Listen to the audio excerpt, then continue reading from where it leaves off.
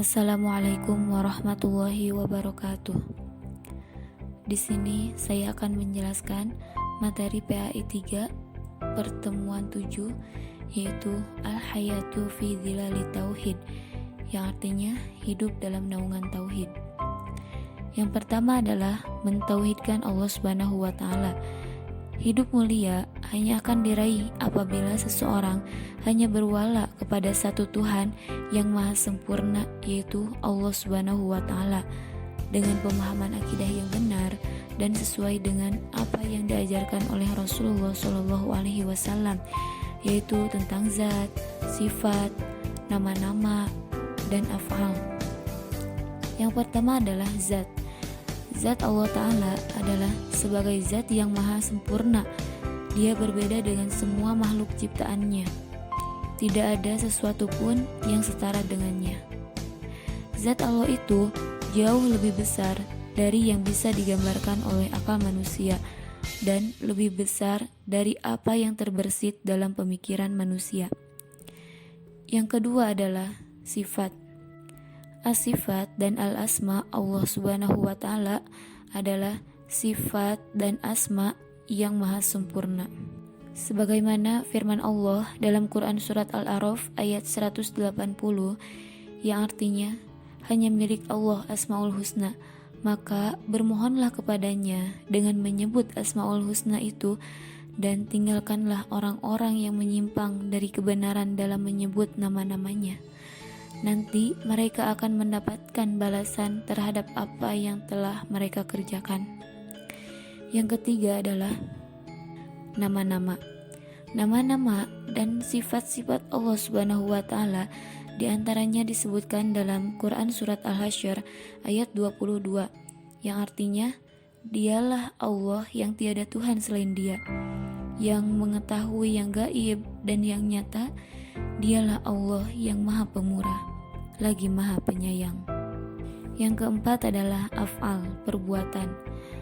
Allah Subhanahu wa taala juga memiliki kesempurnaan dalam af'al, penciptaan langit, bumi, manusia, malaikat, jin, surga, neraka, dan yang lainnya adalah merupakan af'al Allah Subhanahu wa taala. Dan tidak ada siapapun yang dapat menolak ketetapan dan kehendakannya.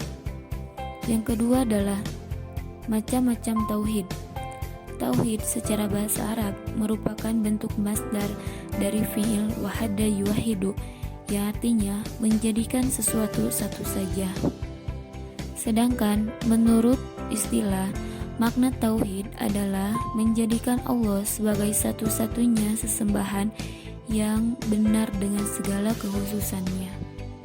Adapun macam-macam tauhid, yang pertama adalah asma wa sifat. Tauhid asma wa sifat yakni meyakini bahwa hanya Allah Subhanahu wa taala yang memiliki nama-nama dan sifat-sifat yang sempurna. Tidak ada yang serupa dengannya, sebagaimana yang Dia tetapkan pada dirinya di dalam Al-Quran atau disebutkan di dalam hadis Rasulullah Shallallahu alaihi wasallam, sesuai dengan apa yang layak bagi Allah Subhanahu wa taala. Yang kedua adalah rububiyah. Tauhid rububiyah adalah mentauhidkan Allah Subhanahu wa taala dalam kejadian-kejadian yang hanya bisa dilakukan oleh Allah Subhanahu wa taala, serta menyatakan dengan tegas bahwa Allah taala adalah Rabb, Raja dan pencipta semua makhluk, dan Allah lah yang mengatur dan mengubah keadaan mereka. Yang ketiga adalah tauhid mulkiyah. Tauhid mulkiyah adalah mengesahkan Allah Subhanahu wa taala sebagai satu-satunya pemimpin, pelindung, dan yang berhak menetapkan aturan serta hukum. Tauhid mulkiyah menuntut agar menjadikan Allah Subhanahu wa taala sebagai satu-satunya pelindung, penolong, pemimpin, pembuat hukum, dan pemerintahan. Seorang mukmin yang telah memahami tentang tauhid mulkiyah ini sudah semestinya tidak menjadikan orang kafir sebagai pemimpin, membuat hukum yang bertentangan dengan hukum Allah, melanggar perintah dan larangannya. Yang keempat adalah uluhiyah.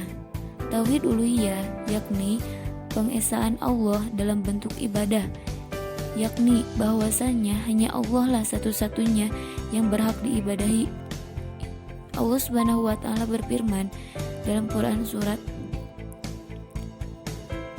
Al-Fatihah ayat 5 yang artinya hanya Engkaulah yang kami sembah dan hanya Engkaulah kami memohon pertolongan.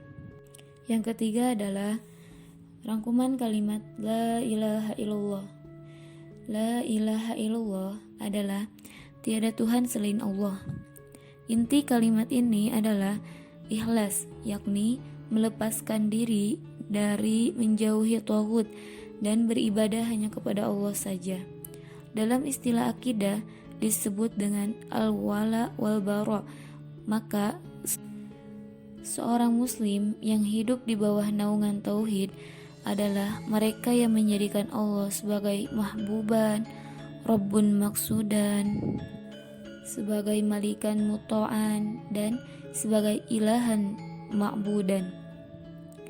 Yang keempat adalah pencapaian hidup yang baik, kehidupan yang baik di dunia dan juga di akhirat, yang mana di dunia mendapatkan kenikmatan dan kebahagiaan, di akhirat mendapatkan surga dan ridho Allah Subhanahu wa taala serta dapat melihat Allah Subhanahu wa taala. Dengan hidup di bawah naungan seperti inilah manusia akan terbimbing ke arah hayatun thayyibatun, yaitu kehidupan yang baik. Sekian dari saya. Wassalamualaikum warahmatullahi wabarakatuh.